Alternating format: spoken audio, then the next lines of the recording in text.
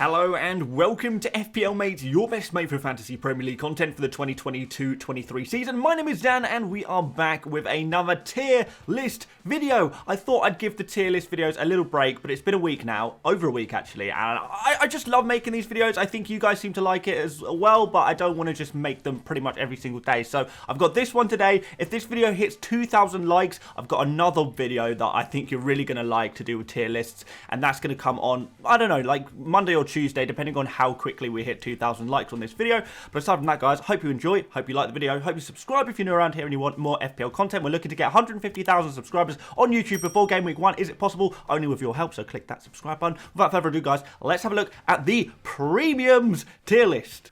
Okay guys, so this is what I've come up with. It is a premiums tier list. It's basically going to be a tier list of all of the most expensive players in FPL. Now, different people have different definitions of the word premium in FPL. Most people will say it's a player worth 10 million or more, but just to add a few more players to the mix, I have included players at 9 million or more. So maybe there's a few more than what is typically considered the premiums, but we're going to go through all of them, and I think just adding a few more just helps us spice it up. So guys, remember, when I'm ranking these players, it's not just about how good they are, it's about how much value for money they provide. So, you know, if I, put Sterling ahead of like a De Bruyne, for example, that's not because necessarily I think Sterling is a better FPL option in general, but maybe provides a little bit more value for money. And also remember, guys, because we're doing premium players today, we do have to be a little bit stricter. So, you know, if I'm going to put these players in other tier lists with the non-premium players, then a lot of these players probably go right to the top, right? But within the context of premiums, I do have to put some of them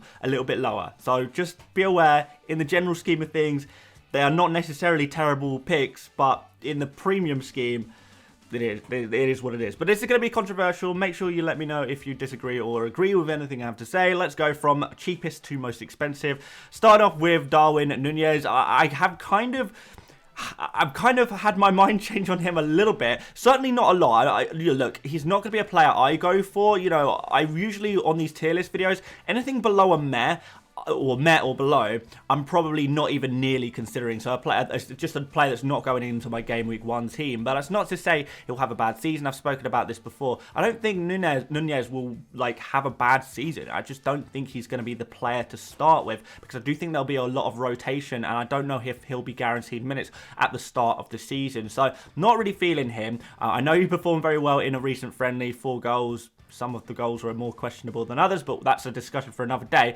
But yeah, I think he will come good. I think he'll be a good player for Liverpool. I just don't really want to get him in my Game Week 1 team. Same with Jota. I mean, he's like not even fit. Like he's not even going to be available for Game Week 1.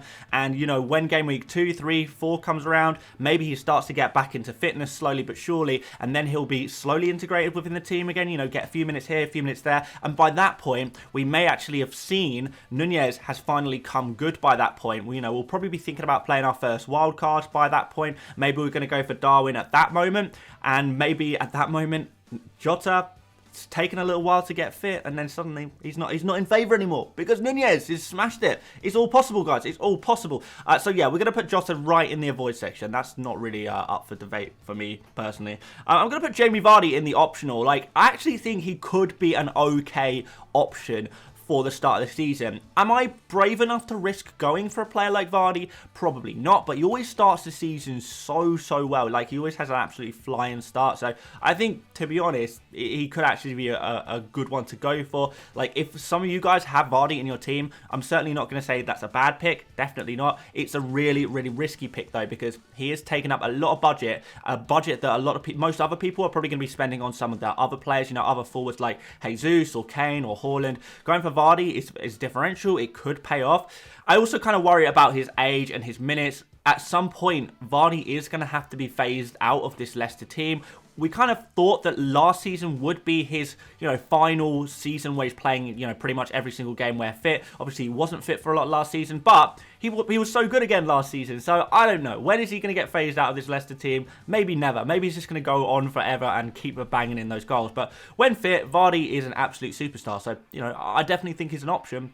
I'm not sure I'm willing to take that risk, but maybe some of you guys are. I'm going to put Sterling in a similar area. I'm going to put him in optional. I do think, again, because of his price, he is a bit of a risk, and it's a really difficult price point at 10 million, because the only other players at 10 million are really Bruno Fernandes, who we'll talk about in a moment, in that midfield position. So if you are going to drop Sterling down to someone else, say like Sterling doesn't work out in your team, you want to drop him down to someone else, who are you going to take him down to? We're going to have to go all the way down to 8 million really, so you're going to have to, you know, basically have 2 million sitting there doing nothing unless you're taking -4s. But do we really want to be taking loads of hits at the beginning of the season? Maybe you guys do, but maybe not for me. But yeah, if you want to upgrade Sterling, again, it's very difficult to do. You know, 2 million doesn't seem like a lot of money, but if you need to upgrade a Sterling to a De Bruyne or a Raheem and Son, that's going to be really difficult to do. It's going to be really difficult to take out 2 million from another position. I just think it's going to be such a difficult price point, and that's the only thing kind of putting me off him a little bit. But I think he could be good. I think he could be really good for Chelsea, even though he's proven himself so much over the course of however many seasons. He's always good for 15, 20 goal contributions, even on a bad season. So imagine what he can do in 38 games for Chelsea, assuming he does play 38 games, you know, probably more like 30 to 35, right? But, you know, he's certainly going to be getting more game time at Chelsea, and I think he will do really well. It's just a bit risky, and that's why I think he goes into the optional category. Now, Bruno Fernandes is going into the avoid category for me, although I would prefer him to Jota, so I'm going to put him high avoid. But still, not for me at all. You know, if I'm going to go for a 10 million player, I'm going to probably go for Raheem Sterling. Bruno Fernandes, since he's not taken penalties anymore, it kind of has shown on his FPL outputs. And to be fair, his like statistics in general. Now, I don't want to call him a stat padder, because Manchester United fans will crucify me if I say that. But we did kind of see a little bit a couple of seasons ago when Bruno Fernandes was hitting the real heights of FPL points. A lot of that was down to penalties, and a lot down to the fact that Manchester United were, you know, playing pretty well, playing good football going into this new season. Manchester United off the back of a very, very disappointing season. Yes, new management, but we don't know exactly how they're going to line up, how they're going to be, how well they're going to play. A lot of people still predicting that Manchester United are still in a transitional phase and may not even be challenging for the top 4. So, you know, why go for a Fernandes, a player who's not even going to be challenging for in a top 4 situation? You know, maybe not going to be as involved. You know, in pre-season, the players that we've seen involved have been kind of Martial and Rashford, Sancho as well. Yes, Bruno has been involved a little bit, but he's no longer that star that he was a couple of years ago, you know, where he was absolutely dominating the points for Manchester United, as in, you know, if you're going to go for one Manchester United player, you have to go for Bruno Fernandes. I don't think it's going to be that way this season, but I don't know. I guess we'll see. I'm not interested in him at all. Ronaldo, I feel like he is a void at the beginning of the season. I mean, will he even be at Manchester United by the, you know, maybe not Gameweek 1 deadline, but the transfer deadline day? I don't know. I feel like I'm not going to go for Ronaldo, like, pretty much no matter what. But I feel like he is, if he stays at Manchester United and he stays in favour in Manchester United, he could come good at that kind of price. I didn't think he had such a bad season last season. He scored a lot of goals, remember, on penalties. Like, he's a decent FPL asset. I just don't really want to take a risk on him early season. And I do worry, particularly when a European football comes up, then maybe we're going to see Manchester United have to rotate Ronaldo a little bit. We, of course, like I say, we've got a resurgence of Martial and Rashford in pre-season. I'm not exactly sure how everything's going to pay off for Manchester United, really. I think it could have another difficult season, as I say. I don't know how involved Ronaldo is going to be if there's lots of competition for places and lots of different competitions that Manchester United are playing in. It's a wait and see. I'm not writing this one off, but, you know, like I say, we have to be a little bit harsh here because we're talking in the scale of FPL giants, these giant premium players. We have to be a little bit harsh, I guess. So yeah, that's Ronaldo. All Ronaldo fans just, you know, all screaming at me at once, I guess.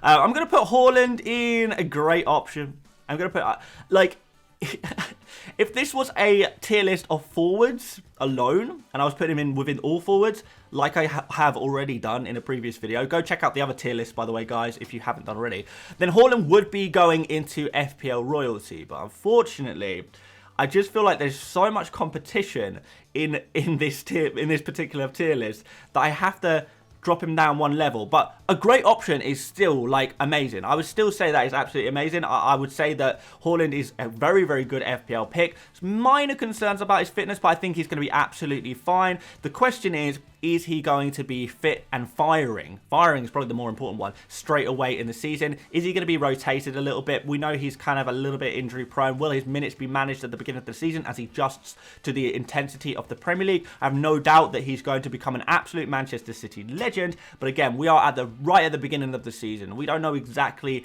how he's going to fit in, how he's going to adapt. He's going to have to adapt his play style a little bit to Manchester City's ways, because Manchester City play a lot with the ball. Haaland is used to, in many situations, playing on the counter-attack a little bit with Dortmund. He's not going to be able to do that. He's going to not have many touches in the games at all, and he's going to have to basically finish the very few chances that come his way. I don't know if Manchester City might adjust his play style a little bit, or adjust their play style in general, though. But we have seen typically with Manchester City that often it's the wingers and the midfielders that often get the goal-scoring opportunities rather than the strikers, just because the striker is always so isolated. But look, insane forward. He's going to do so well. No doubt he gets 20 goals this season. Is he going to be able to adjust right away? That is my minor concern. So a great option, a great risk to take on a new player in the Premier League. Obviously very highly owned in FPL, so no real risk in that scenario. But it's not quite enough. I think he's like an insane player. He'll probably be the best player in the world at one point in his career. But right now, is he FPL royalty? No, he is not for me. But I'll tell you who is. The Harry Kane agenda runs. I'm sorry, guys, the Harry Kane agenda runs. I really think he is going to be such a good FPL asset for the beginning of the season. And I know people say to me every single time I mention Kane as a good FPL option, Kane doesn't score at the beginning of the seasons. Kane starts slowly. You know, that hasn't been true for about 4 or 5 years now. Like, it's been so long since that myth of Kane, well, not myth because it was true, but that idea of Kane going, blanking, not scoring goals every August or September or whatever. He broke that duck 4 years ago, and 3 out of the 4 seasons since then, he's done incredibly well in the initial months. And the only exception was last season, where he wasn't fit, he wasn't available. He only started 1 game in August because of that. Terrible manager, losing at the World Cup, transfer drama with Manchester City, so I kind of forgive him for that. Second half of last season, Harry Kane was number 1 in pretty much every metric in football, in the Premier League. Most shots, most shots in the box, most shots on target, most big chances. I think he was pretty high for some of the creative numbers as well, which is absolutely mad. I mean, I've got it in front of me now.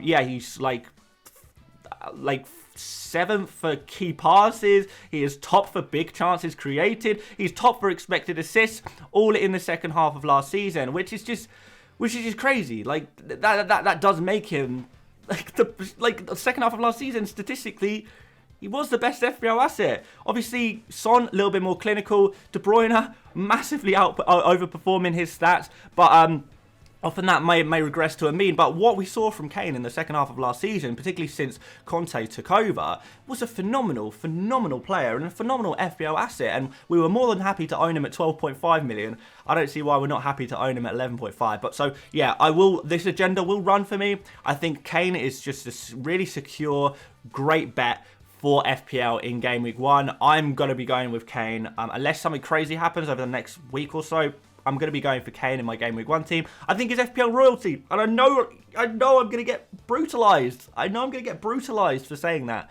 But that's my opinion. And FPL is a game of opinions. Football's a game of opinions. And that is half of the fun. Right, guys? Let's put in De Bruyne next. I think he is almost optional. Okay, let's put him in optional. I'm going to put him low optional. I just feel like his stats are probably going to drop a little bit because last season his role within the team, well, for a large part of the season was to score goals, and that has kind of been replaced in Haaland coming into the team. So is he going to be able to get more assists? Possibly, very possibly, but what gets you points in FPL as a midfielder is not the assists, it's the goals. I want a goal from my midfielder. I want a goal-scoring midfielder. And is De Bruyne a goal-scoring midfielder? Well, yeah, actually, he kind of is. But if Manchester City are switching around the tactics a little bit, it could mean that he's not going to be shooting as much. I don't know. Not as dominating as much in terms of overperforming his stats so much. When new players come into a teams and tactics change and things like that, Haaland is not going to add 20 goals to this Manchester City team. It's probably going to add about 10 goals, but the other 10 goals will be subtracted from some other Man City players. And I think De Bruyne, although he is optional, I think he will just lose a couple of those goals. And for 12 million, I would like him a little bit cheaper than that. So I think he is optional still. I think he'll have an insane season again, obviously, because he's De Bruyne and he's an absolute GOAT. But in terms of FPL, is he essential? No, definitely not. You would never say De Bruyne is essential going into the season, where some other players in the premium category you would say are essential or near to essential. De Bruyne is just not that, unfortunately, and it's going to be very difficult to fit him in any FPL teams of ours. Maybe some of you guys have managed it, but I just don't know if I can put him in the real high tiers. He's an optional player, though. And I think, similarly, I'm actually going to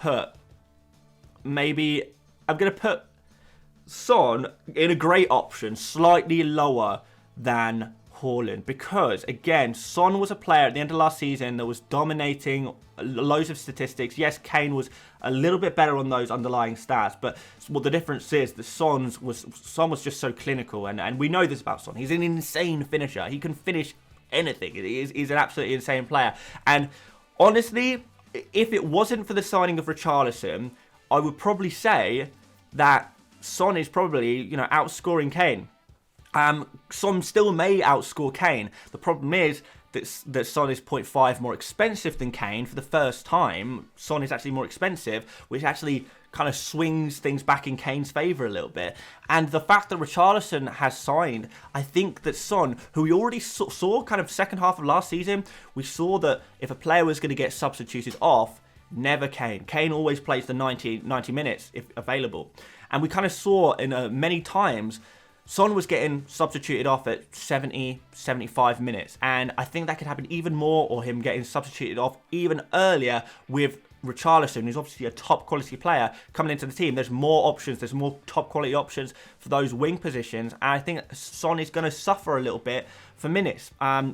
He's not going to be minuteless, don't get me wrong. But when we're talking about the premiums, we want to get every possible, squeeze every bit of value from our players. But still, even that aside, he's still going to be a fantastic FPL option. Even if he plays 75, 80 minutes a game, that's still going to be more than enough to get you a boatload of FPL points. I think he'll be one of the top scoring players over the first 5 game weeks, for example. I really do. But he is difficult to get in. He's difficult to squeeze into your team. And he is just that little bit more expensive than Kane. Obviously, doesn't have the penalties in the same way as Kane does. So, yeah, I think he is a great option, but not quite FPL royalty this season. But I fully accept that I might be wrong on that one. We could have another Son masterclass season on our hands. I guess let's see. I'm very dubious about my selection here, but let's see. And finally, we got Mr. Mo Salah. There's no doubt about it. He goes top of the S tier, top of FPL royalty. He's the best player possibly in FPL history. Like, that is saying something. Going into the start of the season, opening game against newly promoted teams, seems to get every season. He always starts the season so well, always smashes it in Gameweek 1.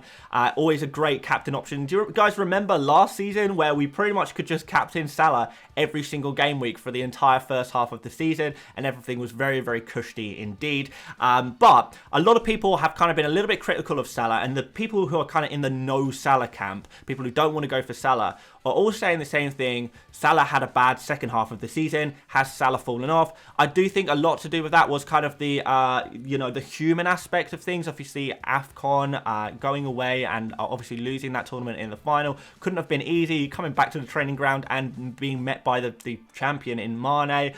Difficult times. He struggled for form a little bit in the second half of the season. But what was so consistent was that his underlying stats were phenomenal. Absolutely phenomenal. And I know I said Kane's underlying stats for the second half of the season were top draw, but that's because Salah actually played 5 games from the bench in the second half of last season. He didn't even start 5 games and he came off on the bench, which really, kind of gives him a hit on his stats, I guess. And didn't start a few games, obviously, as well, because he wasn't even available because he was at AFCON. But if you factor in those things and look at per start, and we know Salah's going to start pretty much every single game for Liverpool, certainly in the first half of the season when everything is good and golden. If Salah is starting, we need to look at the stats per start. And per start, in the second half of last season, no one was beating Salah. He had the best score per start of any player in the Premier League. Now, that's pretty good for a player who is out of form. It's not that he was expected to get points or he had a lot of chances. He literally got the most points per start than any other player in the Premier League in the second half of last season. By a considerable margin as well. And if you consider that to be out of form, then my word, how high are your standards? How high are your standards? So if that's him out of form, imagine if he comes into good form at the start of the season. He's going to absolutely dominate him. I say this so often on this YouTube channel, but Salah to me is the most essential player in FPL. And if you don't have him in your team, you are crazy. You are just literally crazy, and you are asking to be destroyed. You are turning around. You are bending over. You are pulling your trousers / shorts down because it's hot weather, and you are asking to be well and truly rogered by everyone else. That is my opinion on Salah. Have him in your team. S tier, FPL royalty, top tier of the premiums. That is a prestigious place to be. But there we go, guys. That is my tier list. I'll leave a link to this tier list so you guys can have a go. I'll leave it in the video description. I'll also post it on Twitter as well. Make sure you go follow me over there at FPL Mate. And yeah, I wonder if you guys agree with these selections, where they are in the tier list. Let me know where you would put each player in the tier list. Always good to hear from some of you guys. I know there's a lot of good FPL brains out there that always have some interesting and constructive things to say. And I read every comment, so yeah, I like to learn from you guys too sometimes. But there we go, guys. Thank you so much for watching. If you did enjoy this video, please do hit the like button. 2,000 likes and we do the next tier list video, which is a doozy. It's a doozy. It's a good one. And I really want to post it on like Monday or Tuesday. So hit the like target. Subscribe if you're new around here. That would be awesome, so you don't miss any of these amazing tier list videos. And of course, guys, go check out some of the other tier list videos if you haven't done already. I think they are really good, fun, chilled out, laid back FPL content to consume if you are into that kind of thing. But there we go, guys.